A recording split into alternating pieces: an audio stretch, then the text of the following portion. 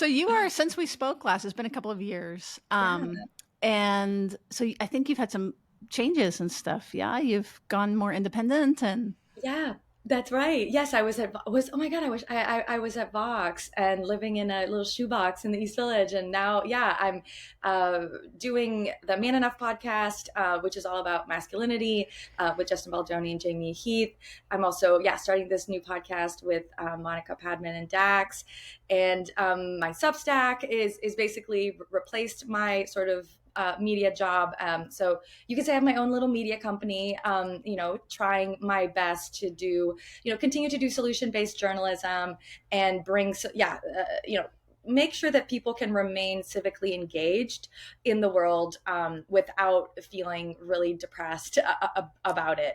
And so it's funny, yeah. but yeah, I feel like although I'm not at all licensed in mental health services at all, I've incorporated mental health more into the political work that I'm doing so that people can receive messages and that I'm not harming people with the way that I'm delivering the news and yeah, current events. That is so what drew me to you to begin with was it's all about delivery because if you hit the back of their brain, you're not going to get anywhere anyway. And so for the love of men was so important and it really changed that conversation. I carried it forward and I'm sure it's integrated into the book around, this is part of our sort of soft, one of the things that we talked about on that last podcast was, it's not a gender war; it's a war between Yeah. those on the side of human rights and those not. Something like that. It was that frame, and then that's kind of the frame of the book in a way of secure relating is not partisan. It's Mhm. really is like the CEO that one example is that the person protesting the CEO at the in the street and the CEO of the corporation, if that person, I almost said guy, doesn't have to be guy, is on the path to getting vulnerable and you know what I mean, like doing the Mhm. thing, he still might be there or he might stay there. Who knows what? It might look different than what the guy on the street wants. But Mhm. if we begin to align and all pull the same direction Yeah. around connection and shared power and mutuality, then you can be on the team or something like some version of that. So Yeah. And I think, power dynamics are so interesting and again it's a political topic, right? You could talk about the CEO versus the man or the so person, hard. yeah, protesting the CEO. But then there's, if you don't, if you're not in a position to understand those power dynamics, or that those power dynamics are minimized by people who are in power, then you'll end up Right. going, in this horizontal way against people who Mhm. are actually on your team. And I think in large part that's what's happened with women and men. That if men have a vested interest in believing that women are the enemies, or they're the reason that they're unhappy, they're the reasons that the reason that they can't find a job, or are unhappy, then it keeps the very powerful people who are actually probably responsible for most of their problems, pretty safe and secure.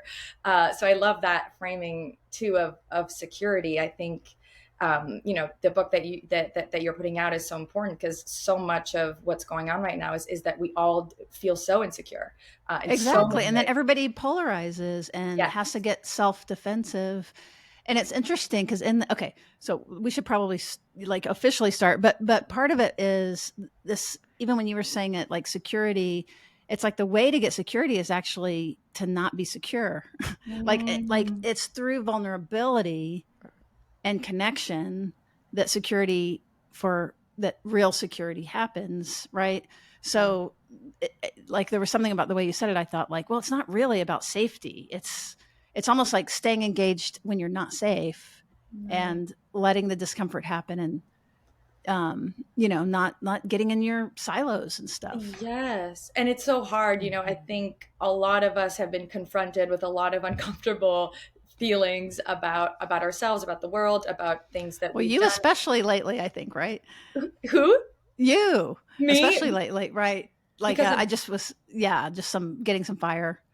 Yes. Well, because of the Barbie movie Yeah. backlash. Yeah, I mean, I just wrote an article today just about, like men explaining matriarchy to me, because I've just the last 24 hours, it's just been a bunch of, not all men, clearly, just a few, but there, more than one who are, telling me that the Barbie movie was a matriarchy, and it's not, and we can delve into that, and I'm just hopping into the Barbie movie. I hope that's okay. The Barbie movie, Wait, do you the mind? Let me do just some yeah, sort of quick intro, or Yeah, and yeah. if you want to, just so that way we can. I'm sure yeah, that our whatever editor you will think. kind of patch this stuff around, but this Yeah. is just all too fun to like not be grabbing. um, we are so thrilled to have a reprise of Liz Plank. Our first conversation was about her book For the Love of Men in episode 119, and we encourage you to go check that out. You just go to therapistsuncensored.com, put in the search button, just put 119 or put Liz Plank, and you will find that episode. However, today's will stand alone, and you don't need to go find that episode. But you'll want to. If you, yes, exactly. Liz is an award-winning journalist, an author, an executive producer, and host of several critically acclaimed digital series at Vox Media and NBC News. We grabbed her again, Ann and I did, because of we saw something probably on your Reddit or Substack. I don't even know what all those things mean All exactly, good. but something came in front of It will us have changed by the about time the you hear Barbie movie that also connected to the way that we talk about the world related to secure relating. And part of this podcast is about like creating little ripples of security, one conversation at a time. And so this feels like one of those conversations that can move people. So welcome back to the show. Thank you. I'm so excited. I love your podcast. I'm as soon as I saw you in my email box, I smiled, and it was an immediate yes. Oh, that's so fun. Awesome. I have to say, it was so funny, just the behind the scenes. We were so just full of energy after we left the Barbie movie because there was so much to it, and we knew it was going to be controversial. There was no way to go see that movie that you didn't know that stuff is going to hit the fan. Mhm. And literally, as you get to know Sue even more, we could not get home before we've already like been Yes. reviewing, and up you Mhm. pop. And that was so exciting. We're like, oh my God, Liz, so that was really fun. So we had to like that, I think it was that night, she ended up reaching out to you and say, we got to get Liz on the show. So it was Oh my really gosh. sweet. Yeah, there's so many layers, and I feel like even last night I got, I've seen it twice, but and I'll probably see it again, but it's only been what, a week or or so, and I still like had this like sobbing like post workout moment where I was realizing another layer of the movie that I hadn't even really thought about. Like I think it's so interesting, right? That it's seen as this fluffy, 2-hour commercialized thing, when it, I think, is one of the most, there's so many layers to this movie, and there's so many meanings, and it means different things to different people. And so I think it's just a masterpiece, and such a great opportunity. It's still, there's so many layers, but it's very accessible, which means that we can talk about it, and it's not this siloed conversation, that only a few people can really sort of relate to, understand. I think it's very, inclusive in that way. Well, why don't you begin to walk us through like some of these layers that you've noticed and, some of the conversations that you see happening and the controversy. Yeah, I mean, how much time do you have? I think that my first reaction was, I was a little disappointed. I'll say that I was worried about the portrayal of feminism and the portrayal of what the world would look like when women win, right? Or when everything was solved, I think, is, the Barbie solved it. And Barbie Land, to me, was really fun, really cool fantasy land, but that isn't feminism, right? Or that's Right. not actually the goal of feminism. Is not a place where women do all the jobs and men do none of the jobs, or they do beach, right? The goal of feminism is not actually an all female Supreme Court, and then no representation for men on that Supreme Court.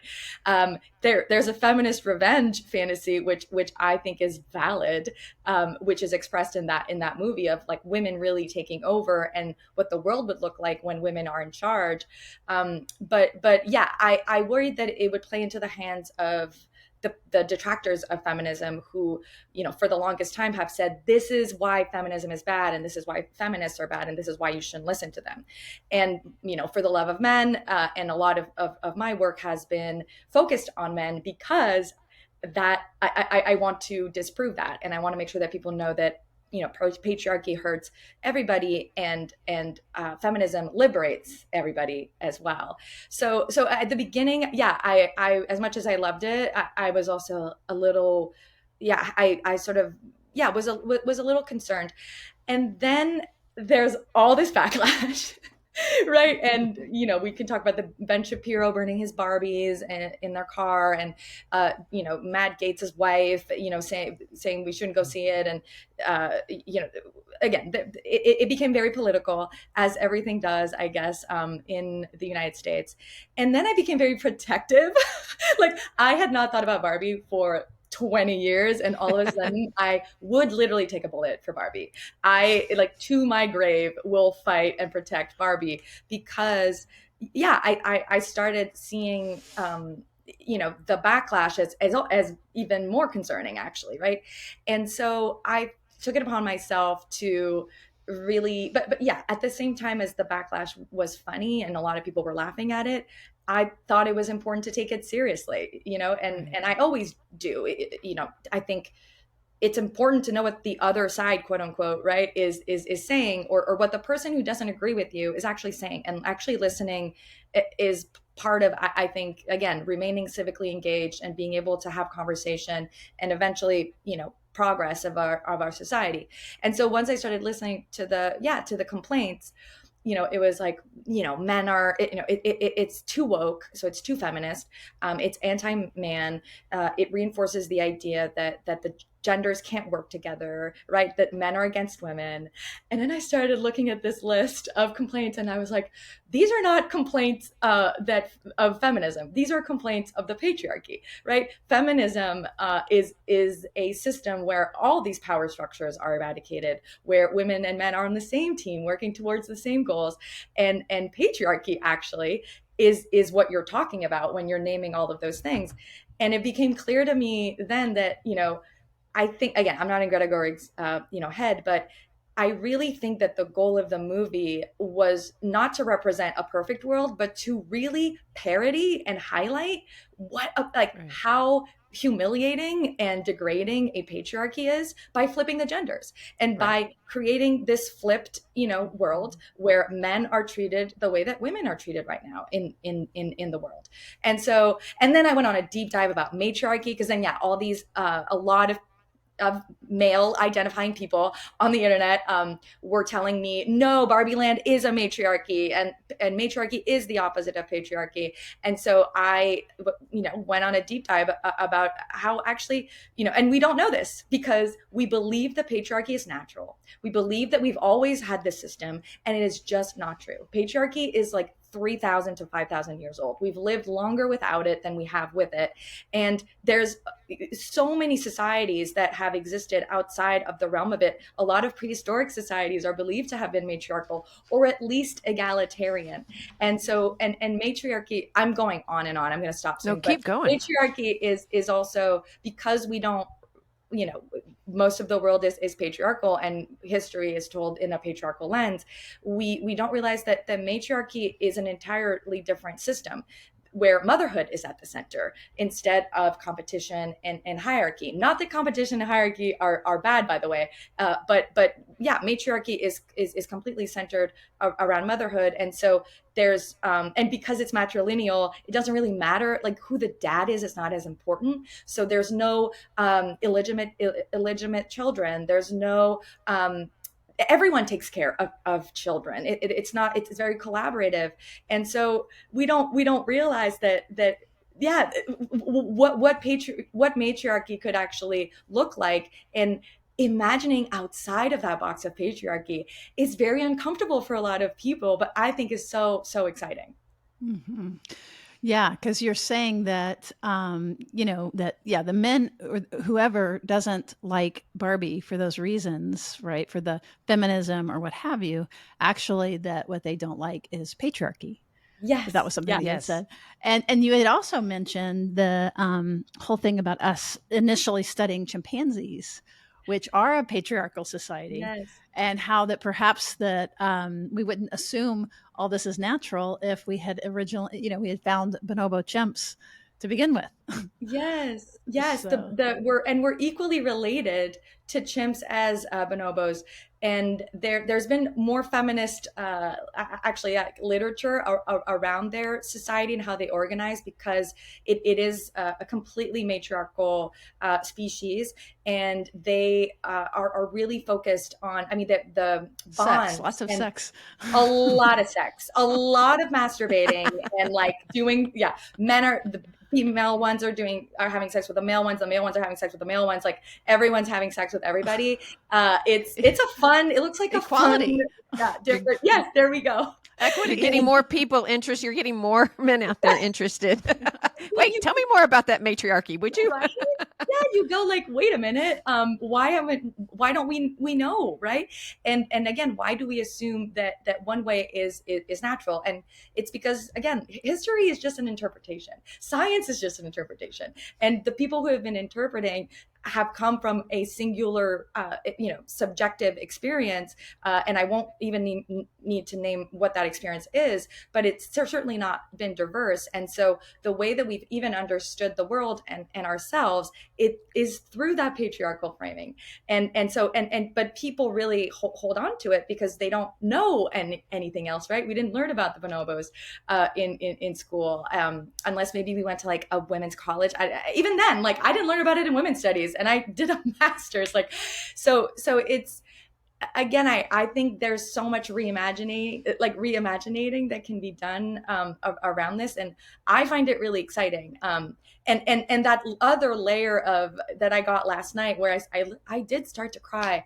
I feel like I am grieving myself, like, that I don't know who I am if I'd lived in any other in a matriarchy. That I don't know who. Again, I was listening to the Billie Eilish song, like, what am I made for? Mm-hmm. When did it end? And I just kind of, yeah, for me, it was a very kind of spiritual realization that I am me, and I'm in a system that is, built not for me. And wow, what could I be if I lived in a system that was different? And maybe it's not crazy to think that we could live in a system that's different, and think about where we can make those tweaks and create a different world for ourselves. It's our world. We're the ones who made it. We can change it. Totally. And I love that art and music can move us Yeah. because we don't know what we don't know. And Mhm. it's almost like with a contrast that we can feel something. And the movie for Anne and I don't want to speak for you, Anne, you speak well for yourself, but we were thinking of it from the frame of secure relating and some of the conversations we have on the podcast around promoting a mutuality. And part of what secure attachment is being able to be connected to yourself at the same time you're connected with someone else. And so Mm-hmm. that there's not a domination, that we can listen, we can be influenced, or we can also have our voice and we can influence. That's Yeah. kind of a frame that we were thinking of. And so the movie Barbie is really interesting from the perspective of, she starts out plastic and with one note, the bright smile and the Yeah. extremism of what was she would quote, kind of what you're saying, what she was made for. Yeah. So she represents that.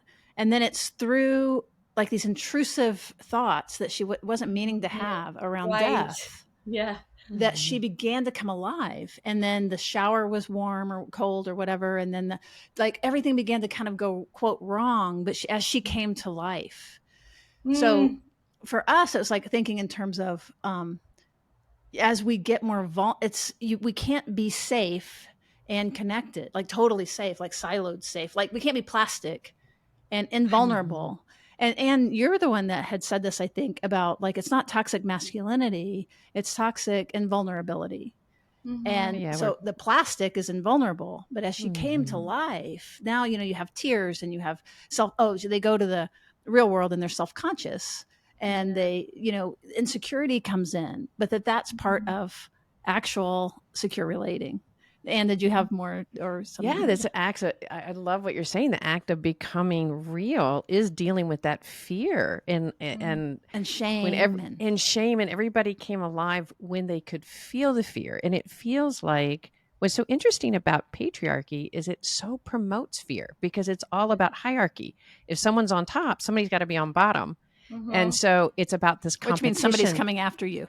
Yeah, so it promotes it. And Yeah. Liz, I love what you were saying about your experience because I was interested with the ending with the men when it first was like, I thought it was kind of keeping individuals like kind of a revenge fantasy. But Yeah. then she came back, not super strong, but caring and like, I'm sorry I did that.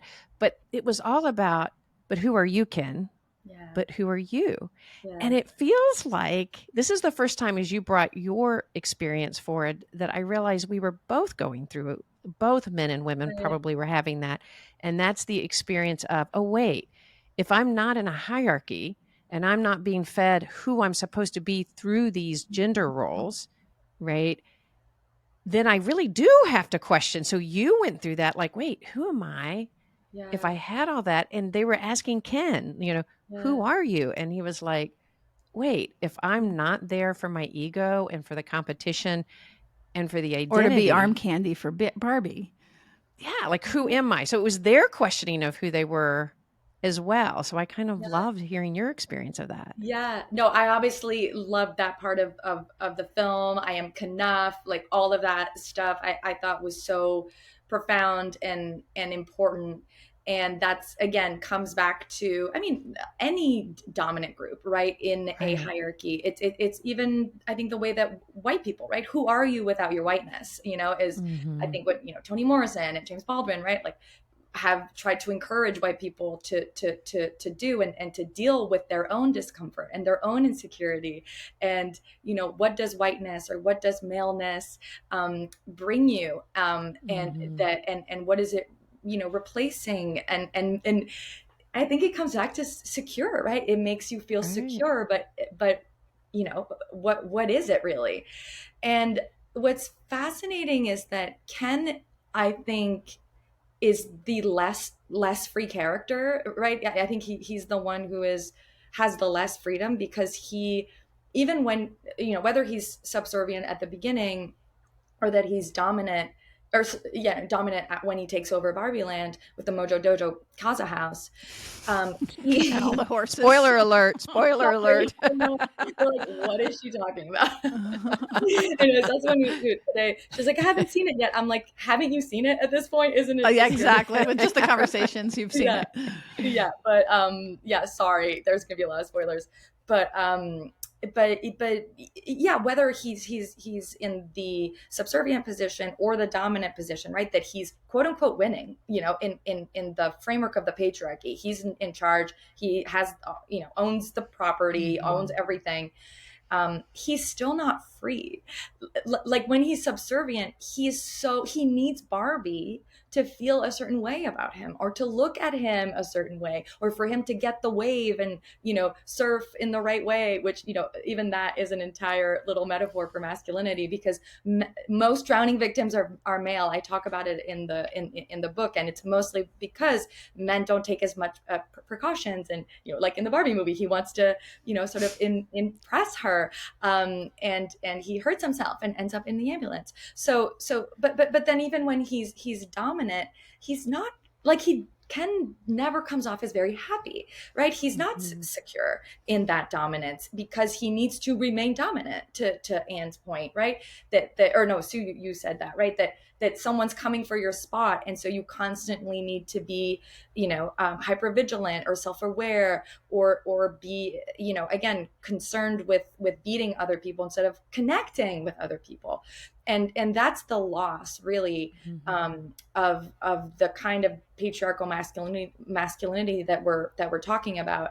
And another point that I was thinking about while you were talking was, I think women have been given a lot of tools and support for breaking out of that, box of femininity, and to go beyond the traditional definitions of femininity, which I love your way of putting it. I also think, whatever, patriarchal femininity, whatever we want to call it, that idealized femininity, yeah, she's plastic. She's not necessarily connected to herself, right? Mm-hmm. Uh, and that's super interesting. I hadn't thought about it that way. But and so the hope for, a conversation around masculinity, and maybe one that can be spurred from the Barbie movie, is for men to have that same kind of reckoning with their idealized masculinity. And it doesn't mean, the Barbie movie celebrates femininity in so many beautiful ways, and I think we can totally celebrate masculinity while also saying, men have a right to also connection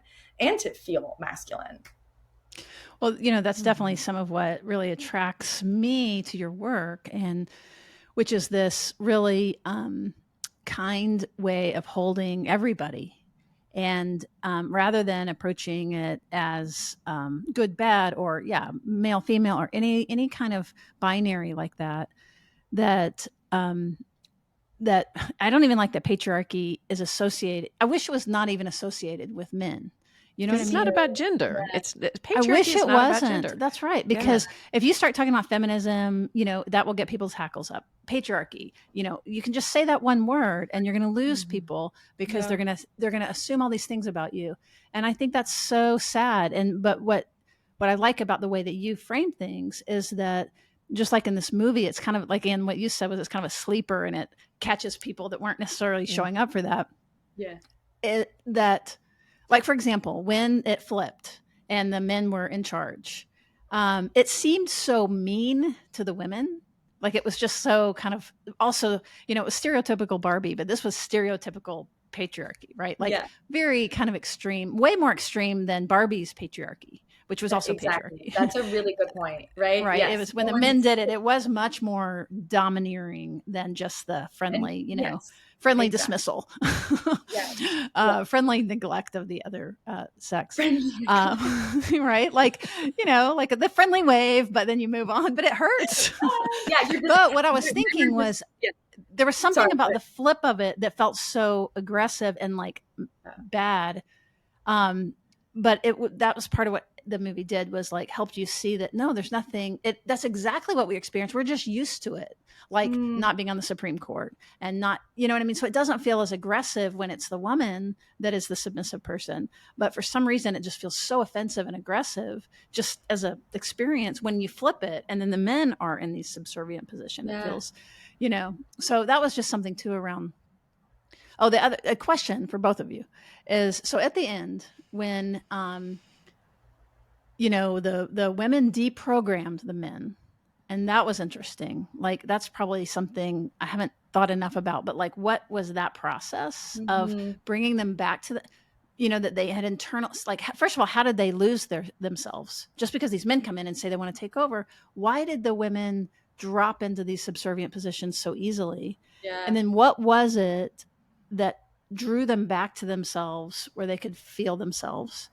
And then, I'm sorry, I'm throwing a lot of questions at y'all. But then the other thing was, like, then once they came back to themselves, I was hoping, and I know there's been a lot of discourse about this, but I was hoping that the end would be this egalitarian, much more of a shared power space, to show more about what, it's not just feminine, it's secure relating. What secure relating really looks like, which is shared power and, complexity and change and growth, and you know what I mean, something fresh.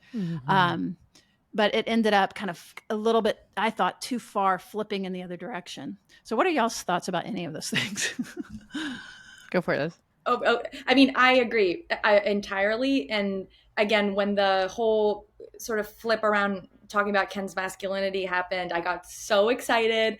And then, one of the Kens asked, okay, does that mean we get a seat on the Supreme Court? And, he gets a response, you can get a lower seat court. Maybe you can have a little, one little seat in a lower court.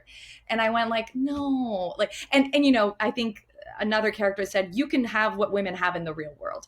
Right. And again, that's the revenge fantasy, which I get. It is in is unconscionable that women don't have the right to abortion, that we don't have bodily autonomy, and that these things were taken away by men who are have historically been in positions of power. But to your point, Sue, I was like, you're so close. Like that was so close. And I think I wanted the same thing, right? I wanted us to realize that, you know, I think that I want to say this correctly because it literally just came into my mind as you were talking.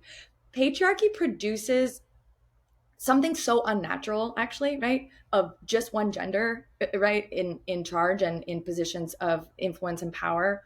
It is so, I think, so unnatural to not have a woman in the room. Um, that I think that it makes men seem worse than they actually are. And what I mean by that is, okay, you're nodding, so you get it, right? Totally. Love that. I love that Right, and message. it's like men are great, but but if there's no women there that are involved and it's not egalitarian, the best impulses will not come through from men, or the loudest voices will not be the best voices. Like we could go into a real examination of what happens in that kind of hierarchy, but yeah, the best things don't happen. And I think that if it was egalitarian, men would be better men just by virtue of there being women in the room. And again, that's what I found in some of the research around matriarchy, that actually the fact that hunters and gatherers were so egalitarian, the tribes where women, it was an equal number of men and women, actually survived. And it was their evolutionary advantage, because when there were women in the group, women were able to bring like other clans, like people who are further, like not just family, but that they were actually able to bring and create bonds with other clans and bring the best members in. And so it actually, again, the fact that women were around, it's not just that women are better and men suck, right?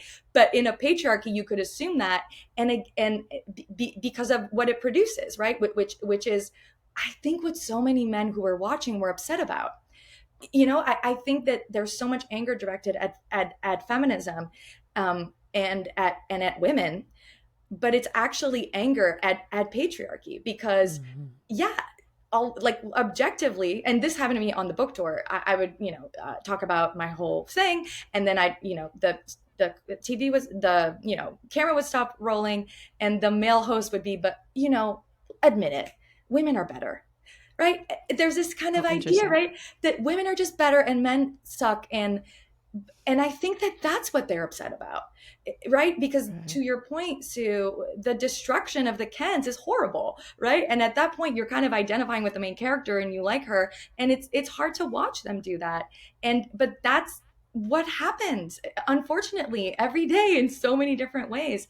And I think that accepting that is really hard for a lot of men, because that means thinking you're bad.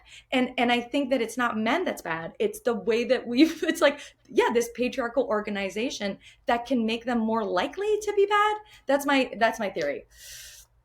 What do you think, I Anne? love it. I completely agree. And I think we don't make change unless we can feel the benefit of it, right? And if it's a competition, and getting out of the conversation about whether it's going to be men or women ruling is just not the conversation. It's how do we have shared power? But I love what you're saying, Liz, because shared power is better for everybody. It is not an either or. And in fact, when we get into either or thinking, one of the signs of that is your most insecure way of being. That Wow. our brain literally, when we get activated in threat, our instinct is to go to right, wrong, bad, good, and we get black and white. And that shows that we're activated, not that we're in a secure place. Secure place sees complexity. It Wow. sees commonalities. It has curiosity.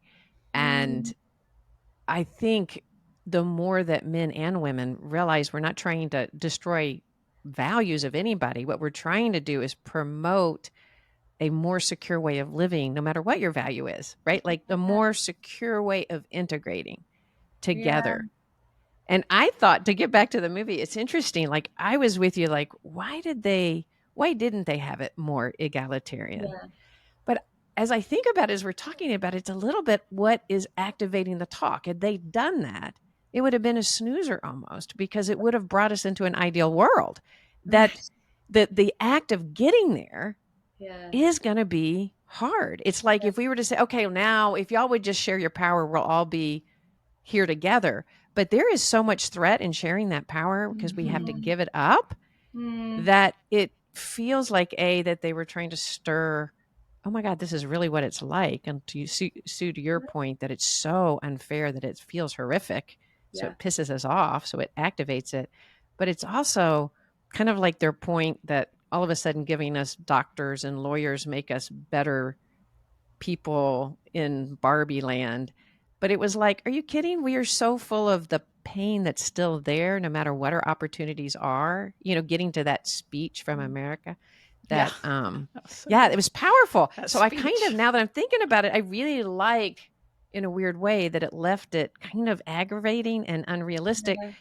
I wish it wouldn't have gone so negative. I'm 100% with you on that, because it did kind of sound like, now, bad, good, but that it ended going, okay, you're going to get it just where we are now. And Yeah. that's how hard it really is still. I That's how love much work we have to do. I Yeah. love what you're saying. The one thought about that is that I think I read this sort of somewhere, and it just really spurred thought of, but if you put them there just because they want to be there or whatever, it's like, do they know themselves yet to Yeah. be in a position like the Supreme Court? And is there some value in, like, the whole question was like, find out who you are. You might Mm-hmm. not be oh, I want to be on the Supreme Court. Well, maybe you know what I mean? Like, let's take some examination of Because maybe who you are. So that Yeah, just I love in that. kind of counterpoint there, but Yeah, and I actually, this is so great. This is the best conversation I've had about the Barbie movie. I also think that it ending on an egalitarian thing still kind of puts the onus on women to figure this out, when oh, I good think, to point. your point, right, men, patriarchy is a power structure, right? There are the people who maintain it are not women, and so it does require all of us to work together and collaborate, but it requires work from men to figure out who they are, to figure out who they want to be, to connect with themselves, and all of that. So I think that we can't live in an egalitarian society until men do that. I hate calling it work. the I labor, wish it it was the is. word. It is, but again, I think change has to be like fun and sort of exciting, and I feel sometimes I wonder if I'm like framing it in this, but it's, that's why I love like the language of reimagining, Yeah. masculinity, just that this is an opportunity for growth. But yes, it can't just be like, okay, truth, and everything's okay now. In a way, I think our society is that we are like egalitarian. I'm doing big quotation marks here, because I think that we believe that we are equal, but we're not, and so it creates a Right. lot of dysfunction and conflict. Again, while I was thinking about a matriarchy, of motherhood, or even within patriarchy, men don't just own all the objects and sort of the land and all of that. They also own people. They own their children and they own their wife. That's why the first rape law was actually not even about a violation of a woman's personhood. It was a property damage, and that's why men could seek Damage, even it's, yes, property damage. And then you see where that seeps into our entire culture of even this idea that women who are assaulted are damaged goods. Like that comes from that, right? This again, we don't think that women are property anymore, or we like to think that we are, we have evolved past that, or we'd like to think that we think that mothers are important, but look at how we treat them. Mhm. And so I think there's a lot of cognitive dissonance. That's what America, Ferrero's, I think, speech was also really about. And so, yeah, I think it not ending in this perfect bow, and it's showing the messiness of this work might also be, important. I love that. You were talking about framing, and so some of the ways that we're also trying to frame this is, we do talk about work and doing the work and stuff like that, but it's also like there's a benefit, just kind of like what you're saying. The men were freed from patriarchy. Like, there Mm-hmm. was a gain for them. It's not about giving up power. It's giving up a false pseudo power. And so we talk a lot about what they get, and Mhm. they don't even know. And we, from an attachment standpoint, it's really interesting because when you're kind of cut off and you're isolated, you don't even know what you're missing. And Yeah. so, like, Yeah. really trying to appeal to people that are a little bit more invulnerable, and that Yeah. and maintain that separateness and the power, um, that kind of the seduction of, no, this is actually better over here. And Mhm. that you could see that. And, like, there was a freedom. All the Kens got freed from something, from both the front part of the movie and from the patriarchy. And Yeah. so there's a huge gain. And Yeah. I'm just Mhm. contrasting that to the idea of work. Even though it does take work, you have to have the courage to cry and be vulnerable and, do all those things that Ken did in the end. I don't know, uncertainty. Um, but the reward on the other side, that's Yeah. to me what we're all, with the three of us right now, and all the people, it's like we're fighting for this really bonobo chimp world that is So better. It is better for everybody. It, Bonobo males do get their private parts cut off sometimes. I'll say there is Wait, there is some that was a record scratch. there is no more they've eradicated male violence against females in the bonobo species through female bonds and coalition, but sometimes the females do lash out, and again, but overall matriarchal They castrate societies them. are less violent. I mean, there's a whole New York Times article that gives you again the full picture.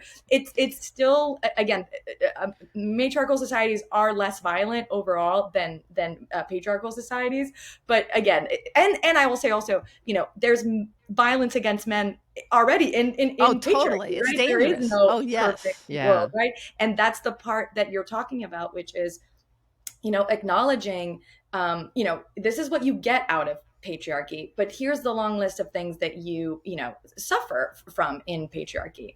And I think, to your point, that's super interesting, right? That when you're disconnected, you don't even know your what what What you're missing, what you don't yeah, know. what you're missing, right? It's not even that you don't know what you're disconnected from. You don't even know you're disconnected from it. That's So right. so it's yeah, that's a really fascinating way of describing it.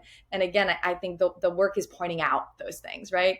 To Totally. And What's that, exciting? Oh, I'm sorry. please go ahead. Well, I was going to say what I think is exciting about what y'all are saying is we're trying to help people, all of us, connect to what's good about this. That it's not taking away from anybody. That we're all gaining.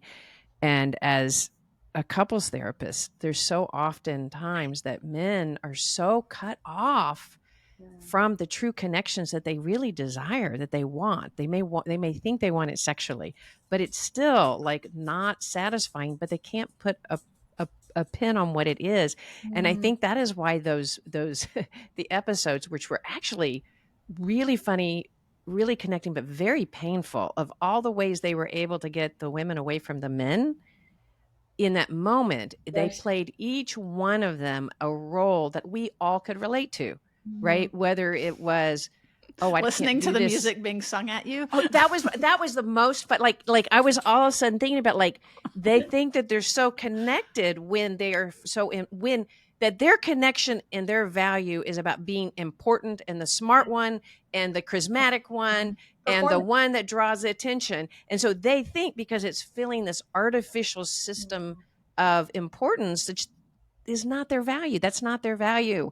And Wow. so, but we all play along. Who has not related to every one of those scenes that we submit ourselves to? You are so important. You were so smart. Oh, I love your song. And like, who couldn't relate to those scenes? Yeah, it's wild. It was And painful. no, yeah, and that's such a great way to frame it, right? Because I think, again, for some men who are watching, they feel like they're being ridiculed, right? But we're not Oh, ridiculing men, we're ridiculing the ideal of masculinity that you're told yes. to right, become and adhere to and measure yourself against. And yeah, there but that nuance is tricky, right? Because again, a lot of people were like, if there was a movie where we did this to women, there's been a whole history, right, of ridiculing female interests and I was like, are you women kidding? being, yeah, I mean, history is like, it's just, that's what it is, right? And every movie, people, what we're saying, well, what if, I'm like, that's every movie before like maybe 2005. Like women were Bechdel just test. the girlfriend. Yeah. And you Yeah. were playing guitar at us. And that was what On one of the us. movies was. Yeah. Like a metaphor was like me just, Masturbatory. Yeah. yeah. Look at And Elvis. Look at all the Elvis shows. What were the yes. women in Elvis? So when they say if we did this to women, y'all would Yeah. be like, are you kidding me? Yeah. We are so used to All seeing the this. And if you yes. think about it, what is Barbie? Mhm. Barbie, like I think you had written, somebody had Barbie in real life would be 5'9" and Yes. 110 pounds. On And all so how is fours. Yeah. that? She On would all be, fours. yeah, Yeah. qualified as anorexic. And yes, there's that element too, right? Where, I mean, which we, didn't, I don't even know if we're gonna have time to get into, but yeah, this is still a very hyper feminine, yes, it's diverse, but they're all really, yes, the Barbies are different, but are they like, They're all Yeah. they all beautiful. Yeah. are gorgeous, exactly, stunning, and again, I love the clothes, I love the fashion, but that's not what we all look like, most of the time. And so yeah, it's not even, yeah, this I don't know, revolutionary take on womanhood, it's actually pretty like Yeah. constrictive No. too. So yeah, that's Well, I fascinating. want to get in that there's a CDC study. It was the CDC, the Surgeon General report. It was a 2023 study about isolation. Right. And so this idea, just going back half a step to this, it's not just men that don't know, but that people that are kind of in this invulnerable, cut off space, even like if you think about COVID, once we cut off, there's a shutting down that happens, and then it becomes awkward to then go back and socially engage, Mhm. right? It becomes almost aversive. It's Mhm. like, ooh, I don't want to do those things. Mhm. Well, what the study was showing was that there are all these neurochemical changes that happen that are really destructive to our stress response system. Oxytocin gets all screwed up, related to, because we're social, we're bonobos, we're social creatures. And so then when we take, isolation is the way that you punish a prisoner or whatever, that it's, Mhm. um, Well, so just kind of highlighting, it's like, but you don't know. And we can kind of feel that when we think about COVID and how, that it was a thawing out process to come back and be social. But if somebody has been, socialized that that's good and that that's what you're supposed to do, then there's absolutely not a conscious awareness of missing anything. But the yeah. Mhm. damage is being done, and there's again attachment research on this, that if you put like skin galvanizing, measures, on these kids that have kind of already zipped up like that, they look like they're not stressed when they separate from their parent. They look like they're just playing with their toys and they're fine. But when you actually measure their physiology, they are freaking out. But Wow. what's Mhm. so crazy is they don't know it. So it's not that Uh, they're freaking out and pretending like they're not. It really bypasses their conscious awareness. And all they know is they want to play with the xylophone, and then grow up, I want to just be on my computer, or, sure. be playing my games with my buddies. I don't even notice you coming and going, but it actually isn't true. So Wow. I think that that's part of, the framing of that. This is delivering something really important, that Mhm. people Mm, don't even know that they need. And, wow. Oh, Yeah. yeah, that's fascinating. I'm like, yeah, that is such a great way to put it. And, I see it in myself, even though obviously it's not a masculinity thing for me, but yeah, I think I'm of this generation too, of being on your phone, and feeling really comfortable, interacting with people digital, sort of virtually, being afraid of phone calls, when I was 8 or 9, like I wasn't afraid of the phone. Like right. I would just kind of talk, and when it was over, right? And now I have all this anxiety around yeah, it's sort of yeah, just connecting, right? Which is, that's what that is. And yeah, you don't know. It's so interesting because yeah, when you're in it, you continue to feel bad, and so then you continue to isolate, right? Exactly. It's just self Yes, it's perpetuating. self-fulfilling, exactly. So that's a really, yeah, powerful way of talking about it. And yeah, I wonder for men, like, if I wish there was a study that we could do similarly, right? That men who say that they're happy on their own, or whatever, right? That they don't really want more friends, or and seeing like, is that true? Like, Right. how Well, okay are they? there are those studies actually. Yeah. Mm-hmm. Yeah. Yeah. And we just there's a bunch of studies on power, and that the Mm. farther you rise up in power, the less that your mirror neuron system works. So you know how like if somebody falls, you kind of cringe, or Mm, if somebody's gagging, you kind of you know what I mean? Like right. your neurons fire as if it's happening, it's yours, but it's not. Or even crying in a movie, it's not your sadness, Yes. right? But that as you rise in power, that mirror neuron system begins to disengage, and so No there's less way. mimicry, facial mimicry, No and way. there's less Mm-hmm. just basically the empathy system begins to Empathy. lose. And what they described it as is like a brain injury, that these folks are literally Oh my gosh. functioning in this regressed way, which we can see as in the politics and things like that. It's like Mhm. there's a lack of awareness, both neurologically, but then also as you go up, you don't have people giving you live feedback, honest, vulnerable live feedback that you value and that you take in. Mhm. So you become more and more, again, siloed and Wow. isolated, and then have all these other negative effects. That is So so fascinating. yeah. Wow. I'm just like, that power does to the brain what looks like a brain injury, I think Yes. is such Mm-hmm. a fascinating way Who to was put that? it. We just had him on the podcast. Keltner, Oh uh, yeah, Dacker Keltner. Well, Keltner, right? Who yeah, actually just yeah, published a book about awe. But he's the same person. really good. I had read this other stuff, and then later when we were writing the book, I was quoting him, and I'm like, we just had him on the podcast for awe, but we didn't talk about power at all. But it was his Wow. research, so Wow, that's really interesting. fascinating. And Which I mean, highlight, yes. which No, no, please go highlights. I'm sorry, which highlights the idea of why we want to get away. If we don't think about patriarchy as about being about men, we Right. think, or about a man. It's not even really about masculinity. Masculinity is a construct that we've promoted as a certain way of being, but ahead. men aren't supposed to be there not sharing their feelings and connecting and being Mhm. vulnerable. Like you mentioned many years ago, that was not the way life is. But if we continue a hierarchical structure, the more Mhm. hierarchical we are, the more totalitarian we are, Mhm. we have people then ruling us that don't have empathy or connection. So to your point, Liz, by bringing women in the room who are more that who really have been conditioned and to really Encourage, yeah. stay encouraged to stay connected to empathy, it just empowers all of us in a Yeah. more connecting way. Yeah. And again, I think women act differently when men are around, and men act differently when women are around. That's Right. so true. And again, I think it's so interesting to talk about these things as unnatural things to do to humans, whether it's giving too much power to someone, creating almost like a brain injury, or again, this sort of idea of we're not supposed to be operating in yeah, men versus women sort of spaces, or uniquely male spaces.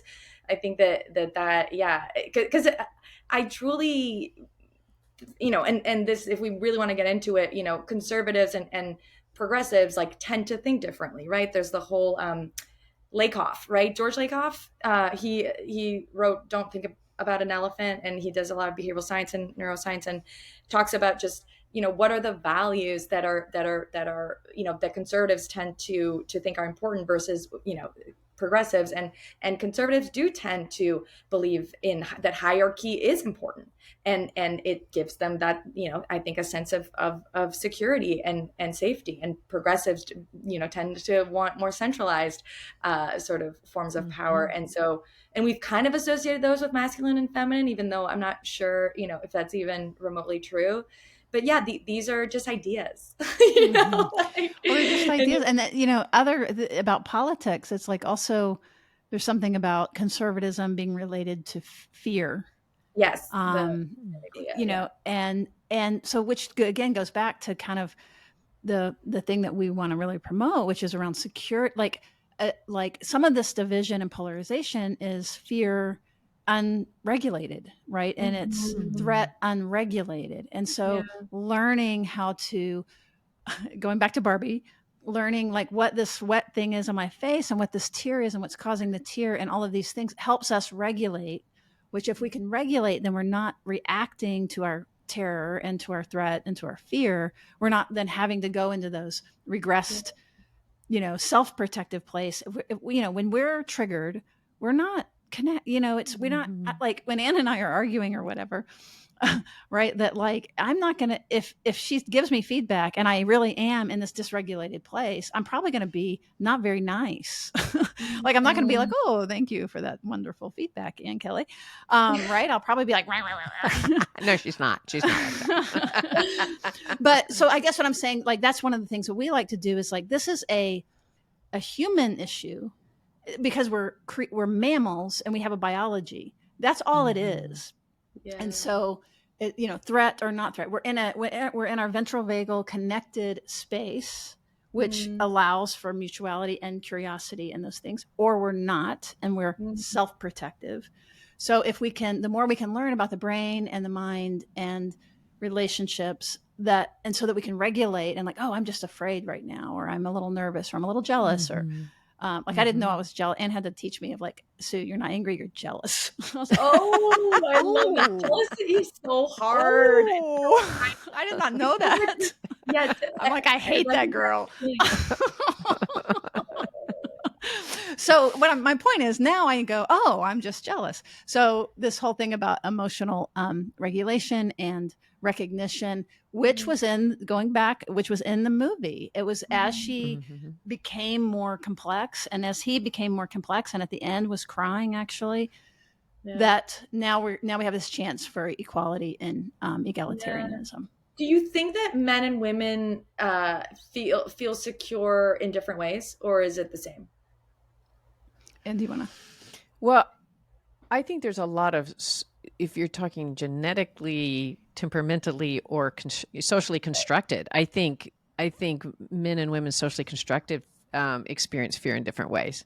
Right? I think threat hits our body similarly, but what activates us, which is what I think that message in that movie is so amazing, because it shows the men getting activated if they don't feel like they are the smartest one in the room or the best player, and nobody is, and the freedom that they get to have by taking that pressure off them, by really deactivating that, and then letting themselves feel secure in their vulnerability. Like, that's like, we mistake the idea of the feeling of security or being secure with a feeling of being the smartest, the brightest, the or being prettiest. in control. Being in control. And that it's so external for the men in the movie, in again, whether they're winning or losing, if we put it in black and white terms. And to me, right, isn't the whole goal of feeling secure, like, you can't ever feel secure if you need someone else to act a certain way, because you literally cannot control no matter your gender. No matter your gender. Exactly. And it's, women are, don't get me started, like, my relationship with control and all the ways that it shows up in my life is so, but yeah, my points of deepest unhappiness is where I'm trying to control something that is not within my control, and that is, again, outside of me. And so, I think for men and women, but maybe for men that work looks, sort of different, of how to be a man without anyone else seeing you be a man, and you'll still feel like a man. It's such an impossible bind. It is such an impossible bind. And and we're talking about gender, of course. We're talking about not on a binary and all of those things, right? Like that. But it's so hard to talk about it, but there is some research around that, like when like if you drop a book or whatever really loud, that folks, I don't want to say that identify as male, but back in the day when the research was male and female, that men everybody's heart rate goes up, but men's heart rate would go higher and stay higher, whereas women would startle at the book and then the idea was, and again, this gets so, I almost hate to talk about it because of the problems with a binary gender construction, but that women would be less reactive and then come down and then, again, be able to connect and relate. Whereas the men, this was the theory, were more prone to the higher reaction and then staying alert, like protective, like the idea of being kind of protective. And this also shows up in like gay relationships and stuff like that. In the research on long-term couples, about men and how two men fight versus how two women fight. But again, I think the biggest thing is socialization and culture. That's That, you know, fascinating. yeah. So men, gay men will fight sort of, there's a more heightened heart rate response that lasts longer, and women will have like, they see that with gay couples. Like, Yeah, so so this is John Gottman's research, and that basically, if you think about it, in most heterosexual couples, again, don't want to be stereotypical or anything like that, but it's often the women that will start the conversation, yeah, that might be the one to apologize. You know what I mean? Um, sure. They right. go for repair. They go for repair. There's something about that. They're tending to the connection, Yeah. and because if they're physiologically are a little bit more able to have a little activation and come back down, then they're going to be kind of the emotional regulator. So if you get two women together that are emotional regulators, that you're going to have a better chance of, we have other problems, right? Like the, maybe over processing, or, again, I don't want to Always be needing to stereotypical. regulate. Yes, exactly. But the research showed that, like, two women together, there was a lot of passion and there was a lot of fighting, but then there was a lot of, because you have two people that are interested in coming back together, like have been socialized to be interested to coming back together. But with two men, that the idea was that there's all these, like the two men together could talk about, like, God, did you see that guy's chest? And, they could relate to, like, enjoying the world and not being threatened by those things and stuff like that. But that when threat would come in and there would be some sort of activation, that you don't necessarily have that regulatory, that's someone that's socialized to regulate.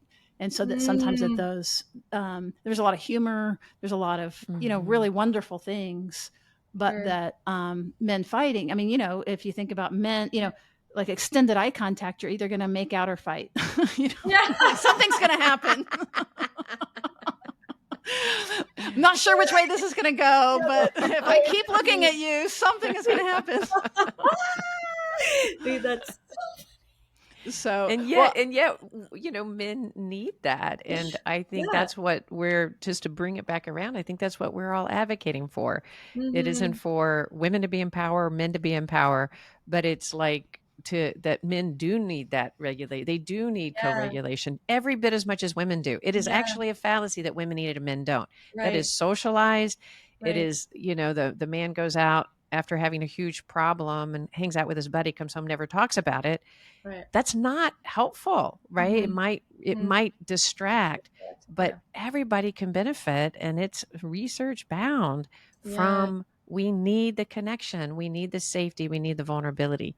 So that's why we're trying to get away from this whole, I mean, the concept of toxic masculinity has been so empowering and so, but it somehow becomes like becomes gendered. it becomes gendered. And so that's why we want to try to make it toxic invulnerability. It's like any culture that's promoting invulnerability, no matter your gender, Cut off. no matter your, right.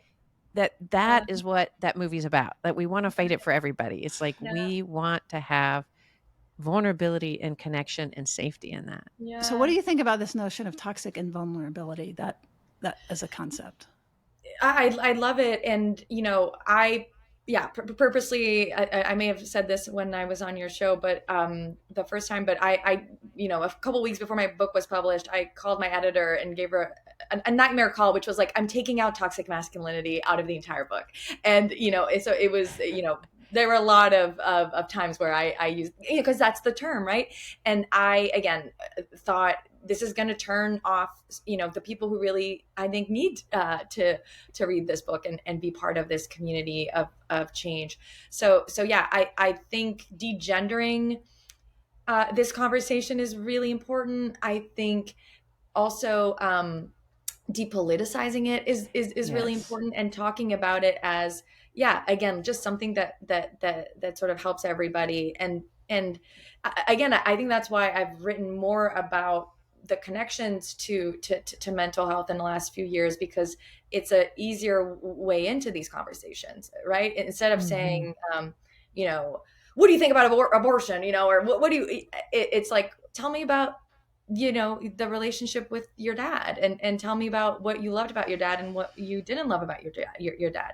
Tell me about what it means to be a man to you, right? That these are opening questions, or I don't know, there's probably a term for it, right? Like they're questions that create connection and invite connection, rather than questions that discourage it.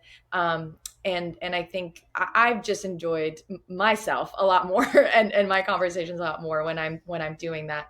And yeah, I love everything you're saying. I think, yeah, just talking about it from a point of connection, right? Even vulnerability, unfortunately, I think is still like Yes. gender coded, of like female coded. And like I know this guy, anyway, I was talking to this breathwork guy, and he gives classes to men, and for instance, he says, like, I don't use intuition, I use instinct with men, right? Like just the language that you're going to use is going to, invite a different kind of person into the conversation. So yeah, I think the work you're doing is so important, and you're degendering it is huge. Yeah, I Well, love I it. love all these different spokes, Mhm. and just one last thing about, I do think mental health, approaching it through mental health instead of political or gender, is great. And we're doing that as well, but also like really talking about biology, because that Yeah. becomes so shame free, because we all have Mhm. bodies and it's Yeah. universal. And like we talk about, it's not just me, it's my amygdala. Like, Right. you know what I mean? It's Yeah. so it's another way. I really like just the general conversation of like approachability and keeping people engaged and not turning people Mhm. off, so that we Yeah. can and have hard conversations and learn and influence. So And yeah. accept differences. Like Yes. the Oh my questions and God. asking openness is like it's so non-political. I know that we tapped on progressives and conservatives. What we're talking about is not a political division, right? We're No. not talking about, it's because we need differences. We're based on having this variety of opinions about things and Mhm. growing, and we're better listening and having diverse opinions. It Mhm. is the promotion of the openness and the conversation I think we're all trying to get behind. Yeah, and we've been slotted Yeah, in those categories. I Again, what could know. we be if we didn't live in a society, and particularly I think a country that was so invested in this binary? Like you're either on this side or you're on the other side. Right. It's like maybe I'm not on either Right. one. Like who am I really? I really think, again, I just see so much opportunity for self-exploration and connection, right? Like that and I guess your point about eye contact too reminds me of like Jay-Z in an interview I think with the New York Times a couple of years ago said, men in the hood, like in neighborhoods where he grew up, they don't, like, men don't look at each other, they don't make eye Mhm. contact, because if you look at like there's a threat there, there's this sort of danger. And what would it look like to for men to be able to look into each other's eyes Gaze and is so important. connect? Yes. Yes. Like it's not just connect with us and connect with your female partners, and it's like connect with other men, and actually connecting with other men, and Mm. connecting with yourself. So I think, yeah, this is all, I love it. I think it's Yep. great. I'm on Me too. board. And just so that we don't end on total kumbaya. It's um, okay. Why can't we ever end on kumbaya? well, because I want, like this whole thing of like, it's just connection and stuff like that. And that there really are people, forget gender, there Mm. are people that are hurting, that are absolutely opposed to this, and that are Hmm. Mm. really, really exploiting all of our relationality and all the stuff, all the ways that we're. So I just, Mhm. Yes. want to hold that out. I mean, this wouldn't be so tipped, without like really active participation. But I also like the idea of, but they're also responding to what they're supposed to do, their own scripts. And Mhm. so Hmm. earlier you said, men sometimes look worse than they are. And, and I like that. I mean, that's hopeful, right? Because like if we, Yeah. Mhm. if we can create, that's one of the reasons, honestly, that I wanted to jump on and do this really quickly with Barbie, is it's like my fantasy was, let's give men that are going to watch the movie a way to watch it without feeling attacked. Like if it's Hmm. about patriarchy, it's not about me, and it's not about Hmm. making fun of men. They're talking about systems. Then I can be open and watch the movie. And that was really part of my whole thing, was Yeah. like, yeah, let's give them a frame so they can relax and just watch the movie. Yeah. And also, Mhm. again, I think I said this, but I want to reiterate it. Like, hierarchy is not also like a bad thing, right? And organizing in very, clear, distinct categories, in certain cases, binaries, like I think it brings order, right? In a certain way. And I can understand. I mean, I like a certain order, I like to know Mhm. that we're all in the same time zone. And you know what I mean? Like, just that things are in order in a certain way, that I can rely on certain things of, inside my reality. And I think that's been the breakdown for so many of us, is that our realities feel, every morning we wake up and there's a different, literal or figurative fire. But yeah, we're not, again, saying that masculine things are bad, or that men are bad, or that hierarchies are bad. It's that we've tipped all the way into one way, and it's kind of making us all, in some shape or form, more, it's making our lives a little like more difficult. And it's more about having Well, it's both, killing people. Yeah. it's killing. Yes, I was I I mean, I'm was thinking trying to about trans and, like, God, no, yeah, yeah, it's not people a die. good. Yeah. Yeah, a lot of people are suffering under this system, and so it's not about Mhm. eradicating, one thing. It's, this sort of Swiss Army knife, sort of metaphor of masculinity. It's not about saying you take out, the knife and you take out this tool, and it's about saying Mhm. we need more tools. We need to Mhm. keep, sometimes aggression and sometimes violence is necessary, but let's create all kinds of other ways of expressing ourselves and understanding ourselves. So it's about Mhm. adding, not necessarily like getting rid, and subtracting. I love that. I love It's that. about complexity, yeah. Yeah, Yes. complexity, And integration. That's, and big. curious Integration, and being complexity. and hierarchy needs to be able to be curious and inclusive and talking. Like, no matter if you're on the top of the chain and we need somebody there, we need them still listening and open to Yeah. feedback and their own It's a healthier, and not it's, feeling invulnerable. The hierarchy can't Right. be invulnerable. Yeah. yeah. And I love, Liz, your point. Like, it's also, let's get out of the divisions. This Mm-hmm. isn't about uh, a conversation of either or. That's Yeah. where the complexity is so important. Yeah. So, we so appreciate your time and you coming Oh yeah, on. so And fun. so if folks are interested in reaching out, or you kind of, where would you like to send folks, and tell us what you're doing? Like, tell us some of this new stuff. Yeah, well, so super excited to be launching this podcast on Armchair. So it's with Dax Shepard and Monica Padman. I'm co-hosting it with Monica, and it's called Synced, and it's available wherever you get your podcasts. And it's on the Armchair, sort of feed. So if you're, follow that feed, you'll get it right there. And we are taking in questions and sort of moral dilemmas, whether, again, they're small things, which is like, I don't know, should I bring a +1 to my wedding, or I didn't get a +1 to a wedding, what should I do? Or, really complicated, very nuanced issues that people are going through. And we answer your questions. We give very unlicensed advice, as opposed to this podcast. We are the polar opposite. We are a binary, and we are the on the other end. But it's more about creating a third place for people, because we are, I think, lacking so much connection, and we don't Mhm. go out as much, and we're not, in sort of communal spaces as much. A lot of people feel like they don't have a friend to talk to. So this is kind of trying to create that, sort of a phone a friend kind of concept that we want to offer people. I also am Feminist Fabulous on Instagram, on Twitter, or whatever it's called now, Threads, and I'm on TikTok, and I have a Substack, which you can subscribe to. It's called Airplane Mode, and it's all about solution-based journalism, framing of like current events, and just stuff that's sort of going and swirling around in the world. And the goal of Airplane Mode is to either make you feel better about the world, or either make you feel better about yourself. And so that's my mission. So yeah, you can find me in all those places. And my book is For the Love of Men. If you want to get it, you can get it at your local bookstore, wherever you get your books. And we Highly recommended. highly recommend, yeah, the Substack, Mhm. on airplane mode. Is that right?